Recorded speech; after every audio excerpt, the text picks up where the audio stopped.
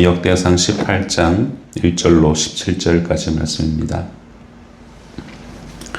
역대상 18장 1절로 17절 교독하겠습니다.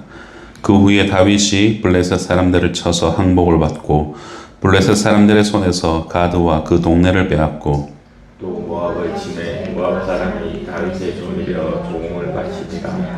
소바 왕 하다데셀이 유브라데 강가에서 자기 세력을 펴고자 하매 다윗이 그를 쳐서 하맛까지 이르고 다윗이 그에게서 병거 천대와 기병 7,000명과 보병 200명을 빼앗고 다윗이 그 병으로 몇 대의 말들을 남기고 그 외의 병거의 말은 다 발의 힘줄을 끊었더니 다메섹 사람이 소바 왕 하다데셀을 도우러 온지라 다윗이 아람 사람 22,000명을 죽이고 다윗이 장내색 아람의 수비대를 두매 아람 사람이 다윗의 종이 되어 조공을 바친다. 다윗이 어디로 가든지 여호와께서 이기게 하시며 다윗이 하다데셀의 신하들이 가진 금방패를 빼앗아 예루살렘으로 가져오고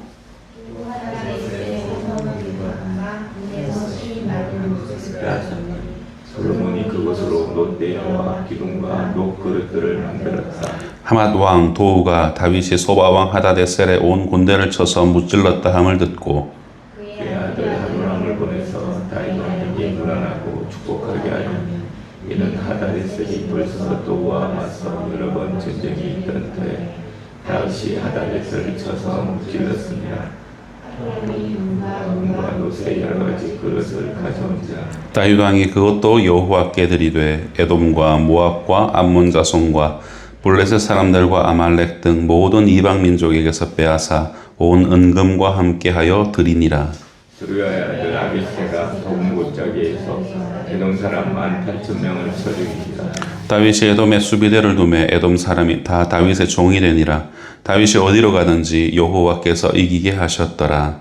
다윗이 온 이스라엘을 다스리고 모든 백성에게 정의와 공의를 행하시되 수르야의 아들 요압은 군대 사령관이 되고 아힐루스의 아들 여호사밧은 행정장관이 되고 아이두베 아들 사독과 아비아달의 아들 아비멜렉은 지사장이 되고 함께 읽겠습니다.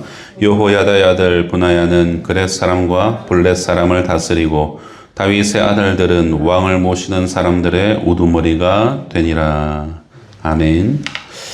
오늘 보면 역대상 18장은 이 다윗의 정복 전쟁과 영토 확장에 대한 그런 내용을 담고 있습니다.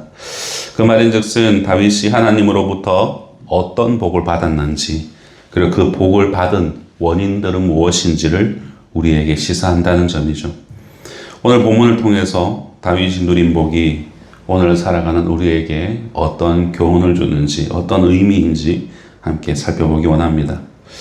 성도 여러분, 하나님께서는 이 다윗 왕으로 하여금 이스라엘을 둘러싸고 있는 수많은 나라들을 정복하게 하셨습니다. 이 정복 전쟁은 단순히 힘이 센 이스라엘이 그 주변에 이스라엘보다 약한 나라들을 정복한 나라가 그런 전쟁이 아닙니다.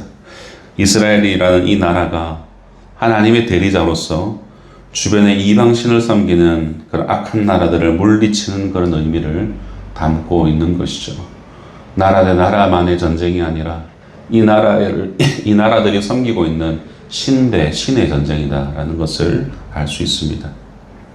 1절에서부터 3절을 보게 되면은 그 후에 다윗이 블레셋 사람들을 쳐 상복을 받고 블레셋 사람들의 손에서 가드와 그 동네를 빼앗고 또 모압을 치매 모압 사람이 다윗의 종이 되어 조공을 바치고 소바 왕 하다데셀이 유브라데 강가에서 자기 세력을 펴고자 하매 다윗이 그를 쳐서 하맛까지 이르렀다라고 기록합니다.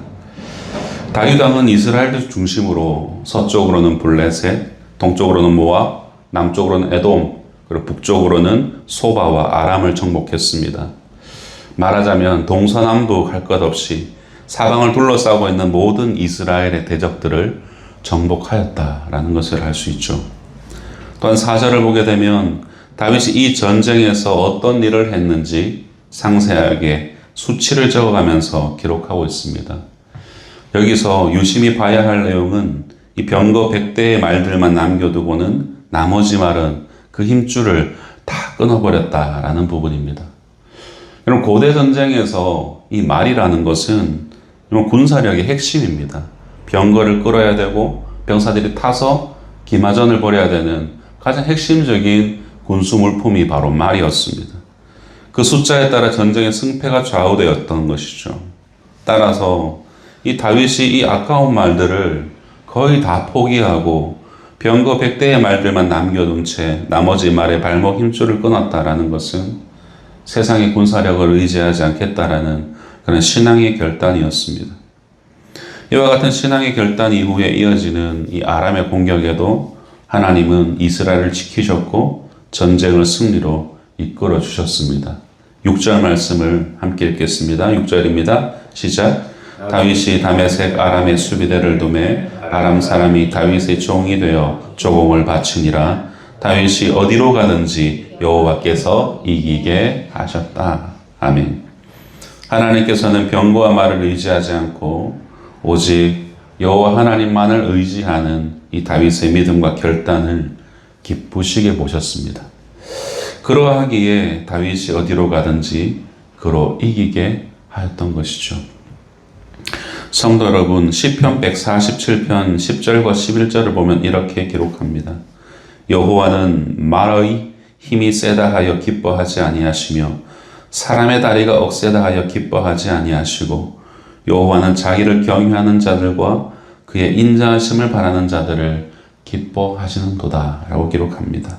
하나님이 무엇을 기뻐하는지 아주 임팩트 있게 우리에게 시사하죠. 말의 힘이 세다라는 것은 나의 소유의 강성함을 의미하고 사람의 다리가 억세다라는 것은 자신의 능력의 탁월함을 의미합니다. 여기서 사람의 다리의 다리가 억세다라는 말의 원어적 의미가 이 전사의 다리를 갖고 있다는 그런 뜻이에요. 그렇게 자기의 어떤 소유한 것들, 자기의 탁월함을 의지하지 않고 여호와를 경외하고 여호와의 인자하심을 바라보는 사람, 자신의 부족함을 인지하고 하나님을 의지하는 그런 사람을 하나님은 기뻐하신다고 말합니다. 세상 나라들은 병거와 말과 같은 군사력으로 자신을 지키고 나라를 지키지만 이스라엘이라는 이 나라는 말과 병거와 같은 무기로 지키는 나라가 아니었습니다. 이스라엘 백성들이 나라를 지키는 유일한 길은 하나님의 말씀을 따라가며 하나님과 함께하는 것이었습니다. 이것은 이스라엘의 역사에서 한결같은 진리였습니다. 전쟁은 나에게 속한 게 아니라 하나님께 속했다. 전쟁은 하나님의 것이다. 라는 바로 그것이죠. 이것을 이스라엘은 항상 기억했어야 됐습니다. 포로기 이후에 돌아왔던 이스라엘 이 백성들도 그것을 기억해야 했던 것이죠. 사랑하는 성도 여러분, 이러한 신앙의 원리는 우리에게도 적용이 됩니다. 말이 힘이 세고 자신의 다리가 전사 같은 다리라는 것은 우리가 가진 물질이나 학식, 인맥, 건강, 명예는 결코 우리를 온전히 지켜줄 수 없다라는 것입니다. 또한 우리가 이러한 것을 지켜보려고 한들 여러분 이것들이 우리의 의지로 지켜지던가요? 그렇지 않죠. 한낱 치만경 같은 것들이 우리가 지키려고 하는 물질이나 명예나 건강과 같은 것들입니다. 하나님의 백성된 우리 성도 역시 세상을 의지하지 않고 하나님의 말씀을 따라가며 하나님과 함께할 때 하나님의 그 신실하신 약속대로 우리 백성들을 이끌어 주시고 인도하고 지키신다는 것이죠. 부디 우리의 삶에서 부딪히는 모든 영적 전쟁은 하나님께 속했다라는 것을 기억하시는 저와 여러분 되길 소망합니다. 그렇게 하나님을 온전히 의지한 다윗은 전복 전쟁을 통해서 이스라엘의 영토를 넓히고 수많은 전리품을 얻고 조공까지 받게 되었습니다. 7절과 8절을 보십시오. 다윗이 하다데셀의 신하들이 가진 금방배를 빼앗아 예루살렘으로 가져오고 또 하다데셀의 성읍 디브앗과 군에서 심이 많은 놋을 빼앗았더니 솔로몬이 그것으로 놋대야와 기둥과 놋그릇들을 만들었다라고 말씀하죠. 이어지는 구절에서도 보여주듯이 다윗은 전리품과 이 조공받은 것을 자신의 어떤 창고에 들여서 자신이 개인적으로 소유한 것이 아니라 하나님의 성전을 위해서 오롯이 사용하였고 11절에서는 이러한 주공품을 하나님께 드렸다라고 명시하고 있습니다. 11절을 함께 읽겠습니다. 11절입니다. 다윗 왕이 그것도 여호와께 드리되 에돔과 모압과 암몬 자손과 블레셋 사람들과 아말렉 등 모든 이방 민족에게서 빼앗아 온 은금과 함께하여 드리니라. 아멘. 다윗은 이 모든 것을 자신이 한 것이 아니라 하나님께서 하신 것이다 라는 이 믿음의 고백과 함께 이 모든 전리품들을 하나님께 드린 것입니다. 앞선 6절에서 이어진 13절에서도 마찬가지로 똑같이 다윗이 어디로 가든지 여호와께서 이기게 하셨다라고 반복적으로 그렇게 증언하는 것을 볼 수 있습니다. 즉 이것은 앞선 이 다윗이 전쟁을 통하여 전쟁을 승리로 이끌어 주신 하나님께 모든 것을 드린 그의 순종과 이 감사의 선순환을 통해서 다윗은 계속된 승리의 삶을 살 수 있었다는 것을 알 수 있습니다. 이처럼 다윗은 하나님께 너무나도 많은 그런 은혜를 입었고 그 은혜로 말미암아 하나님이 보시기에 아주 반듯하게 그가 맡겨주신 이 목양지였던 이 이스라엘 나라를 그는 다스려 나갔습니다. 14절을 보십시오. 다윗이 온 이스라엘을 다스려 모든 백성에게 정의와 공의를 행할세라고 말씀합니다. 다윗이 이처럼 하나님의 정의와 공의를 바탕으로 이스라엘을 다스릴 때 하나님께서는 많은 사람들을 다윗의 동역자로 그렇게 붙여주셨습니다.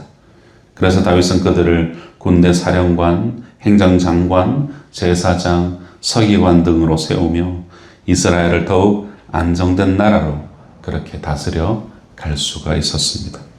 사랑하는 성도 여러분, 다윗 왕은 하나님을 힘입어 행한 모든 것에 대해서 감사를 드렸고 하나님은 이 다윗의 감사에 대해서 또다시 다른 많은 은혜들로 대갚아 주셨습니다. 이처럼 하나님이 베풀어 주신 은혜에 대한 자발적인 감사는 또 다른 하나님의 은혜를 가져오는 선순환을 불러오는 것이죠. 왕관의 보석 같은 사랑하는 성도 여러분, 말씀을 맺겠습니다. 성도라면 누구 할 것 없이 다윗이 누렸던 이 형통의 복을 누리고 싶어 합니다. 저부터도 마찬가지입니다. 그런데 저는 이미 이 복을 누리고 있고 더욱 깊고도 넓게 부어주시리라 믿으면서 하루하루를 살아갑니다. 지경을 더 넓혀주시면 더 넓히시는 대로, 더 부어주시면 더 부어주시는 대로 그렇게 넙죽넙죽 받아 먹으면서 미소 지으면서 그렇게 살아가고 있습니다. 그리고 그 누림을 다시 하나님께 감사로 환원하며 살려고 부단히 애를 쓰고 있습니다. 우리 성도님들도 다윗과 같이 순종과 이 감사의 선순환에 흘러넘치는 그런 복을 누리시기를 소망합니다. 부디 오늘 우리에게 주어진 이 하루도 하나님이 베풀어 주시는 은혜에 순종으로 화답하고 감사로 환원하여 드려서 하나님께서 여러분 삶에 흘러넘치는 복을 부어주시기를 주님의 이름으로 축원드립니다. 기도하겠습니다.